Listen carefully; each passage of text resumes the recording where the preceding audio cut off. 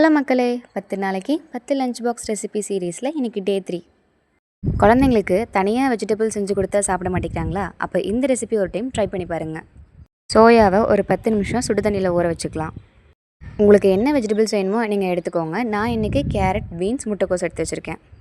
எண்ணெய் நல்லா சூடானதும் 1 டீஸ்பூன் கடுகு, உளுந்தம்பருப்பு, கைப்பிடி கருவேப்பிலை, கட் பண்ணி வச்சுருக்க பெரிய வெங்காயம் சேர்த்து நல்லா வதக்கி விட்டுடலாம். வெங்காயம் நல்லா கலர் சேஞ்ச் ஆகிற அளவுக்கு வதக்கி விட்டுக்கோங்க.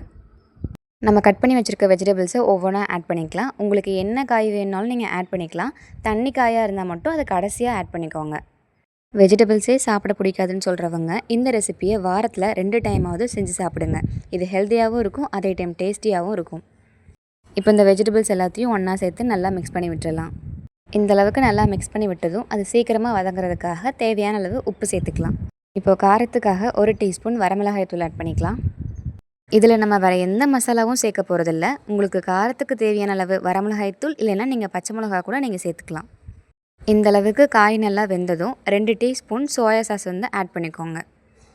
சாஸ் சேர்த்து அதையும் நல்லா மிக்ஸ் பண்ணி கொடுத்துருங்க.